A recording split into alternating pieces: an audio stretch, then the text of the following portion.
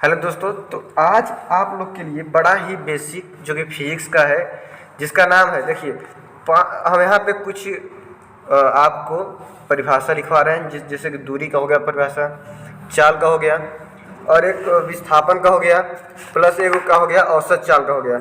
ये ऐसे हैं जो कि आपको एकदम बेसिक है फिजिक्स का, आपको आना ही चाहिए, हर बच्चा को आना चाहिए। ठीक है भैया, तो चलिए इसको समझाते हैं, आप लोग समझिएगा क्या इसमें है। ठीक है, पहला जो टॉपिक का नाम है, और ये फिक्स है कि आपके क्लास 9th में या 11th में और बेसिक है पेपर में आता ही आता है। ठीक है, तो चलिए बताते हैं। दूरी दूरी को हम लोग कहते हैं डिस्टेंस। क्या कहते हैं? डिस्टेंस।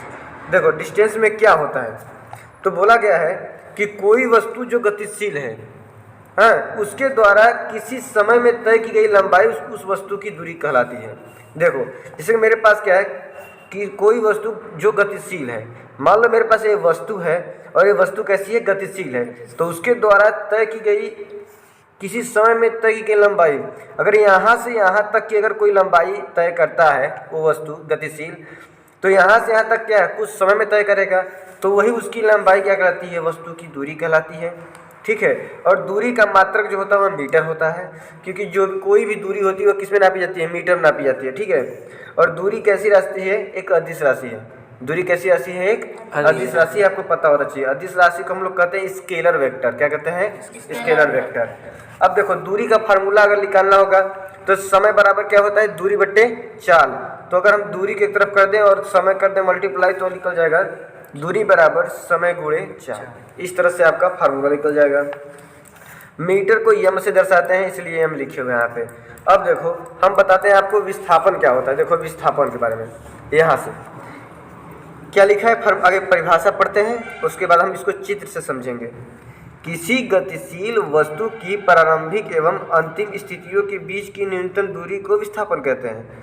समझो, किसी गतिशील वस्तु की, मान लो यहाँ पे कोई गतिशील वस्तु है, किसी गतिशील वस्तु की प्रारंभिक, ये प्रारंभिक हो गया, एवं अंतिम स्थिति, यहाँ अंतिम स्थिति हो गया, ये पहला स्थिति और ये अंतिम स्थिति के बीच की न्यूनतम दूरी, माने एने से यहाँ तक की दूरी जो है वह क्या कहलाती है? विस्थापन कहलाती है। ठीक है, अब यहाँ समझो कि ए से किसी वस्तु की प्रारंभिक एवं अंतिम स्थितियों के बीच की न्यूनतम दूरी को क्या कहते हैं? विस्थापन कहते हैं। ठीक है, लेकिन यहाँ पे कंडीशन ये है कि अगर कोई वस्तु, मान लो यहाँ पे ए है, यहाँ पे क्या है? ए। अब कोई वस्तु यहाँ से अगर मान लो कोई रास्ता है, इसको यहाँ से ए से बी तक जाना है, ए से क्या करना है? बी तक जाना है, तो क्या करेगा? वो सोचेगा कि शॉर्टकट मेरे पास कोई रास्ता हो। अगर मैं मान लेता हूँ कोई वस्तु है तो उसके पास कोई अगर शॉर्टकट रास्ता नहीं है तो घुमार करके यहाँ से यहाँ तक जाएगा। अगर इधर से भी जाता है तो घुमार के यहाँ से यहाँ तक जाएगा, तो समय ज़्यादा लगेगा। ठीक है, लेकिन अगर वो चाहेगा कि अगर उसको कोई शॉर्टकट रास्ता केवल डायरेक्ट मिल जाए, माने ए से बी तक जाने के लिए, तो वह सीधे एक रास्ता बना लेगा। ठीक है, तो यही बताया गया है कि किसी गतिशील वस्तु की, तो ये बताओ कि पहला कैसे जल्दी पहुंचेगा? शॉर्टकट से, जो बीचों बीच से ए से बी तक मिला दे, उसको घुमार के जाना ना पड़े, उसको घुमार के जाना ना पड़े, उसको क्या करना पड़े कि आपको शॉर्टकट चला जाए। जैसे कि अगर आपको कहीं अपने घर से मार्केट जाना है, तो आप लोग क्या करते हो कि रास्ता मुड़ानदार होता है, तो आप लोग रास्ता से मुड़ते हुए होकर जाते हो। ठीक है, लेकिन अगर आपको रास्ता डायरेक्ट कह दिया जाए कि आपके घर से डायरेक्ट मार्केट के लिए एक सीधी रास्ता बना दिया जाए, तो जल्दी कैसे पहुंचोगे? सीधी रास्ता से ही, घुमार के तो नहीं पहुंचोगे जल्दी।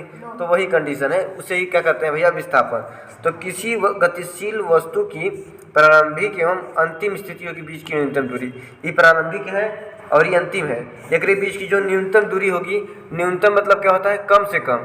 न्यूनतम मतलब क्या होता है? कम से कम दूरी क्या कहलाती है? उसकी विस्थापन कहलाती है। लेकिन यहाँ से यहाँ तक जब जाएगा जी, तो ढेर दूरी तय न करना पड़ेगा, और यहाँ पे कम से कम करेगा यहाँ पे, तो यहाँ पे हो गया विस्थापन। देखो विस्थापन भी क्या है? इहो दूरी तय कर रहा है। इहो क्या कर रहा है? दूरी तय कर रहा है। मतलब अगर मान लो ये पेन है, यहाँ से लेकर के कोना से लेकर के यहाँ तक दूरी तय करेगा, तो इहो लंबाई में नापा जाएगा ना। किस में नापा जाएगा? ये भी किस में नापा जाएगा? लंबाई में ही। तो इसका मात्रक क्या होगा? तो इसका मात्रक भी मीटर होगा। क्या होगा? मीटर होगा।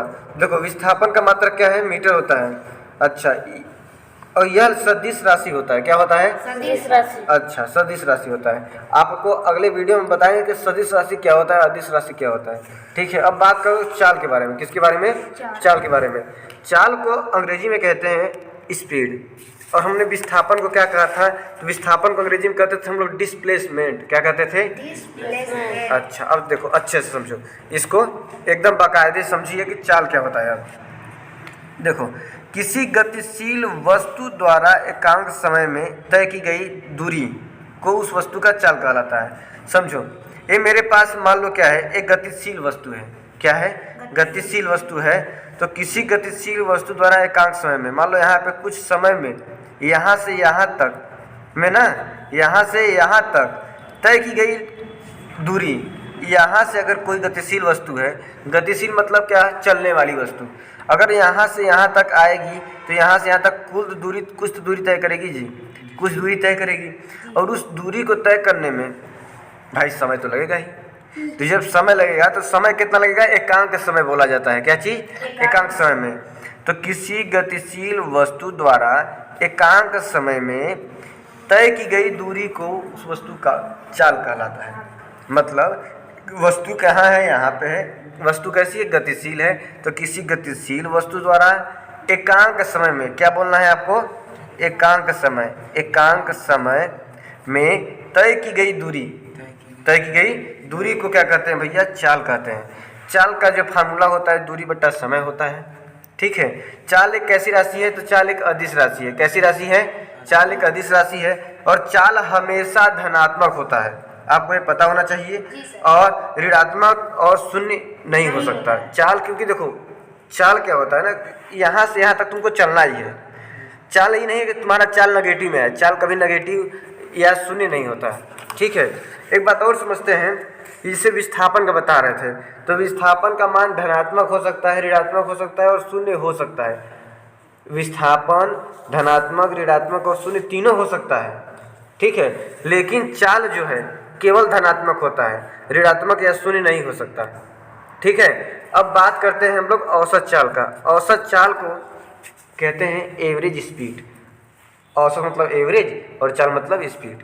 ठीक है, देखो अब औसत चाल का मतलब होता है कि किसी गतिमान वस्तु द्वारा तय की गई कुल दूरी तथा दूरी तय करने में लगा कुल समय के अनुपात को वस्तु की चाल कहते हैं। समझो यहाँ पे बात को। देखो, एवरेज स्पीड, औसत चाल, टोटल डिस्टेंस माने कुल दूरी को तय करने में लगा कुल समय, अनुपात को कहते हैं बट्टा। अनुपात को क्या कहते हैं? बट्टा।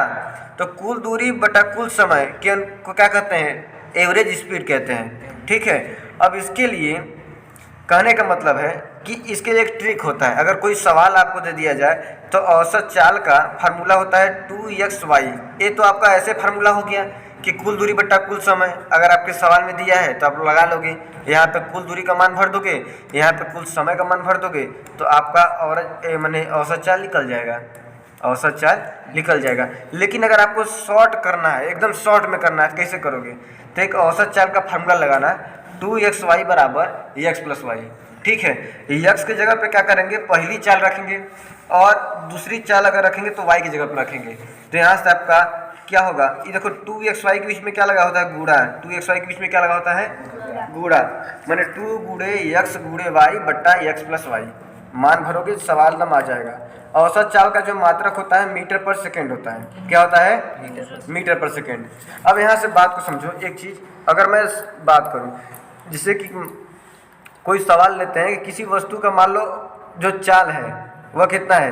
किसी अगर मान लो मेरे पास x की वैल्यू 4 किलोमीटर पर घंटा है, ठीक है, और दूसरे की जो वैल्यू है वह 80 किलोमीटर पर घंटा है, तो कहेगा कि किसी वस्तु की चाल, पहला चाल 4 किलोमीटर प्रति घंटा है और दूसरा चाल 80 किलोमीटर प्रति घंटा है, और उन दोनों को तय करने में लगा समय, मतलब उन दोनों को जो तय करना है, जो दूरी है वह मान लो 30 किलोमीटर है ना। तो अगर कह दिया कि आपको औसत चाल ज्ञात करना है, क्या ज्ञात करना है? एवरेज स्पीड अगर ज्ञात करना है, तो आप कहोगे सर इसके लिए 2xy अपान x प्लस वाई लगा सकते हैं कि नहीं, क्योंकि यहाँ पे एक किलोमीटर का कोई मतलब नहीं निकलेगा। जो 30 किलोमीटर है उसका कहीं यूज सवाल में नहीं होगा है। 4 और 80 को अगर जोड़ेंगे तो कितना होगा, 2 चौका 8, 8 ने 64 बटे 4 और 8, 4 और 8 कितना होगा, मतलब 80 4 84 होगा। क्या होगा, 80 4 84। इसको अगर आप लोग काट लोगे तो ही आपका क्या हो जाएगा, आंसर हो जाएगा। ठीक है, धन्यवाद।